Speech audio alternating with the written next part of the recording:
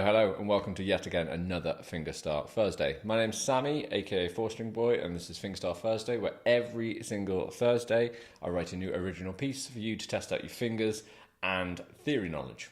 If you want to up your fingerstyle game and learn theory on the ukulele along the way, then subscribe to my channel. You'll get one of these every single Thursday. This is number 66, so there's a previous 65 all on the channel to work through. I promise you'll be a better player. Now, before we dive in, if you'd like the tab for today's piece, it's always available for free on my Instagram stories at 4-String Boy, or you can go check out my Patreon, and for £3 a month, you can grab the sheets to these every single week, and you also get some theory lessons on top. Bonus.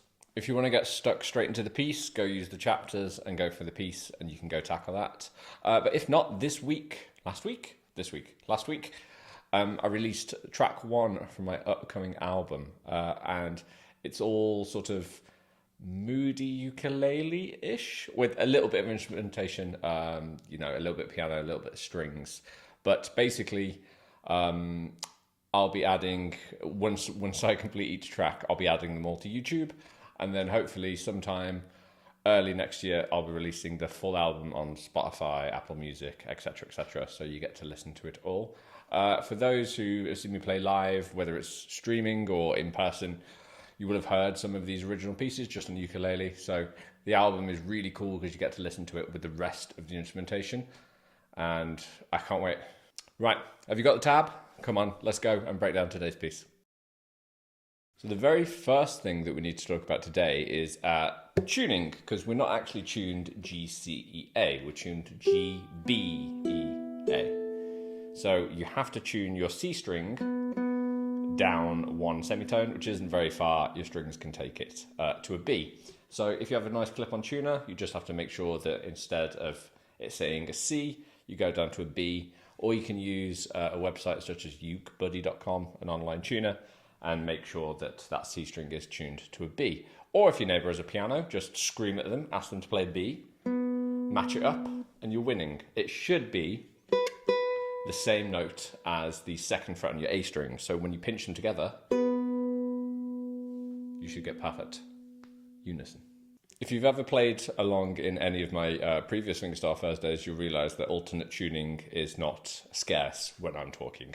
It's a good thing to get used to, sort of the fear of getting into alternate tuning, because there should be no fear regarding it. You can play around with alternate tunings, and a lot for me, it enables me to write music that otherwise sort of I'm a little bit stuck with. There's a certain note, for example, in pieces where I want B, I did a cover of The Last of Us theme tune. And that required for me to go down to that B. So playing around with alternate tuning is very good. And like I said, your strings can absolutely take it. So it's good to get used to doing it, coming back to it, and getting to know your instrument a bit more. Okay, so once we're tuned up, the main technique that we're talking about today is something, it's a technique called cherry picking, but it sort of comes from clawhammer banjo as well. Now, I saw this technique played by players such as Tobias Eloff and James Hill. And basically, for my sort of deduction of the technique, it involves this percussive sound, which is happening with basically flicking the A string with your middle finger, but you're also getting a percussive note and the note of the string at the same time. So all I'd like us to do to practice this to start with, if you play me what looks like a C major 7, in this tuning it's more of an E minor. Isn't that interesting? And what I want us to do is take our middle finger and we're going to sort of bend it a little bit, okay? So you can see that knuckle there. I've almost got like a talon almost there. And what I want to do is I want to flick the string, and I'm sort of going through the string and hitting my ukulele body, because you can hear the note, but you can also hear a percussive sound that happens at the same time. So we just want to try that nice and slowly. And really, I'm not sort of flicking out on my finger like that. I'm taking that shape and almost pushing through. Because if you flick, basically the soft, squishy bit of your finger will hit the ukulele body, and then you don't get the percussive sound. So it's more of keeping that shape and then flicking down. Now, you might miss the string a few times, like I'm doing right now.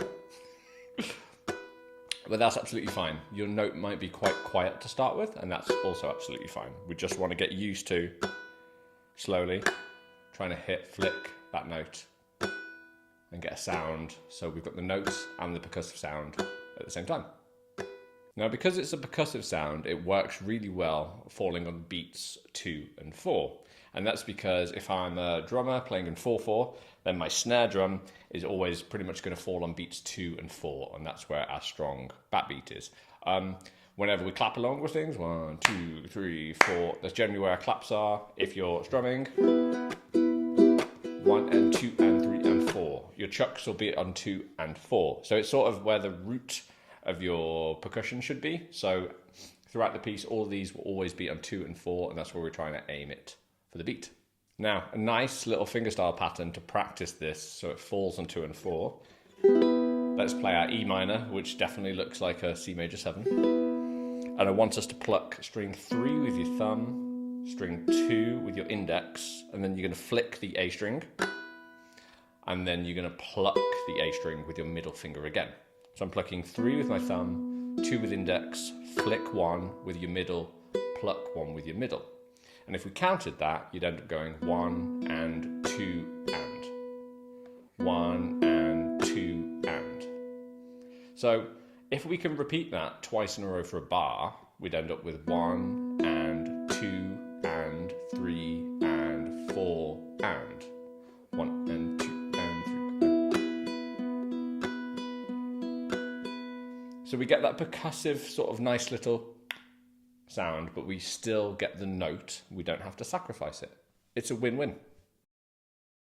Right, so for our piece, because we're tuned in B, we're relying on a nice B major scale going up the A string. So what we want to do, first of all, we're going to put our middle finger on the 4th fret A string, and we're going to pinch that along with the 3rd string. And what I want us to do, we need to slide up to the 6th fret, okay? So that'll be 16th notes, 1 E. So you got to make sure you don't slide too quickly, 1 E, 1 E.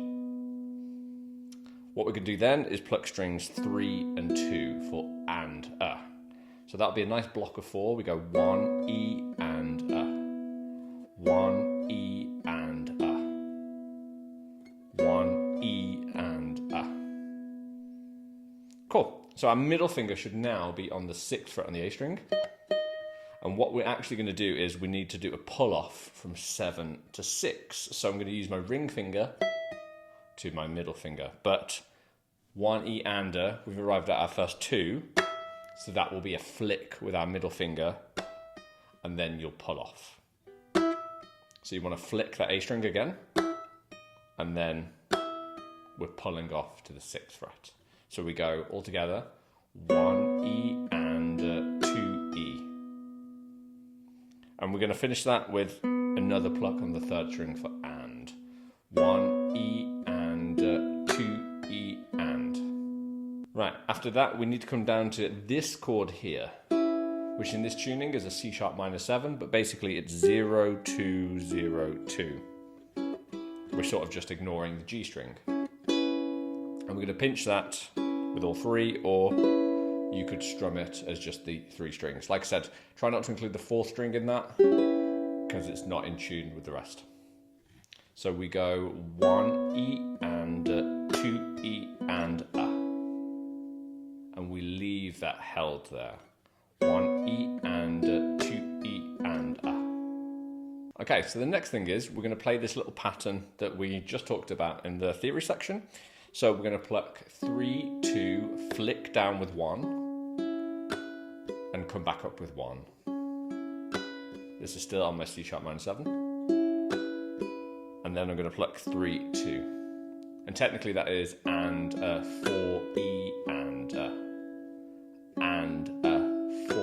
E and So that whole first bar, nice and slowly, we go 1 E and 2 E and 3 E and 4 E and So notice how we had that little gap of 3 E there.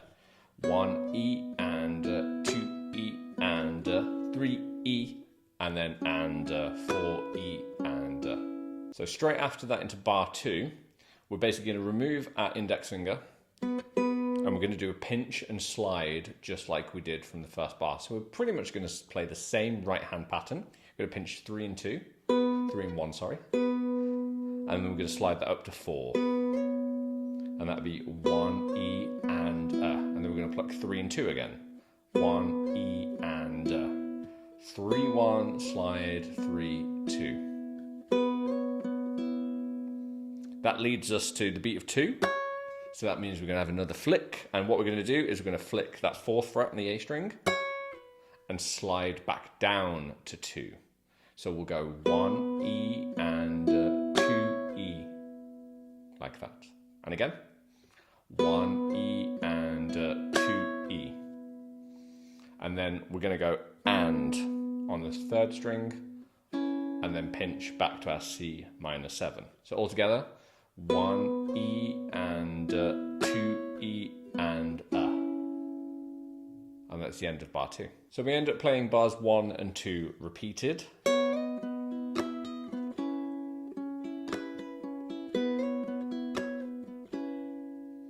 And then we go straight back and do all the same again. Now, onto bar 3, we have some new chords. So we have this, which is an E major 7 in this tuning, but it's my middle finger, 5th fret 3rd string, index finger on the 4th fret 2nd string, and then it's up to you whether you go pinky or ring finger on the 6th fret on the A string. Absolutely your call, whichever you prefer.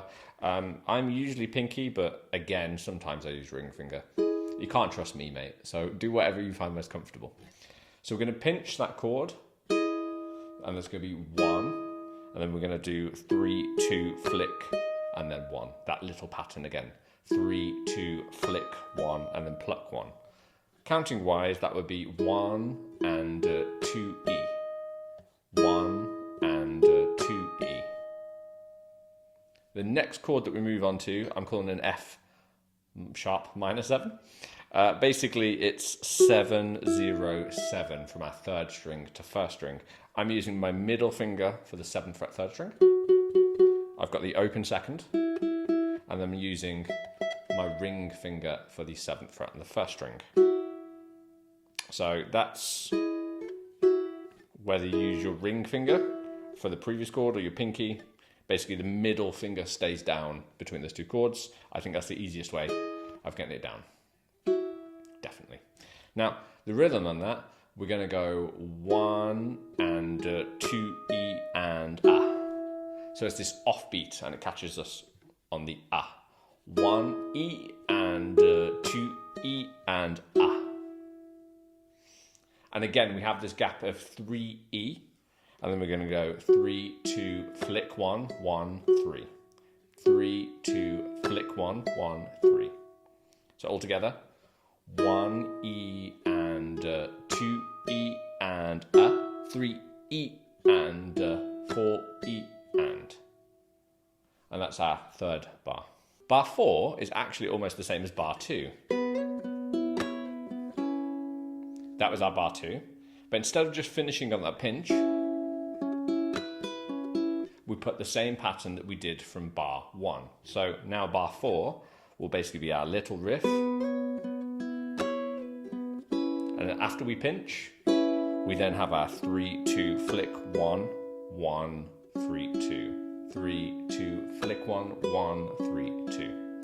So that bar 4 goes 1 E and 2 E and 3 E and 4 E and So once you've got those 2 bars down, we're going to basically play them twice in a row.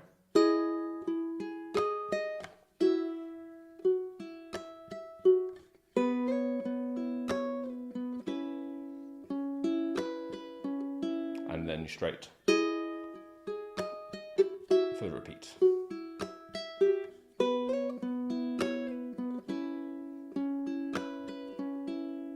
Okay, so then bar 5 is actually exactly the same as bar 1.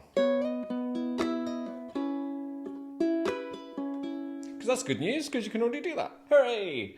And then bar 6 is the same as bar 4.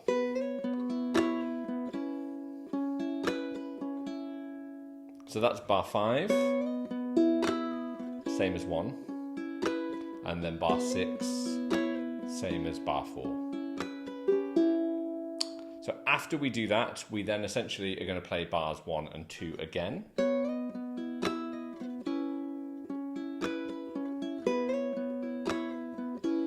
Because we finish on that pinch right there.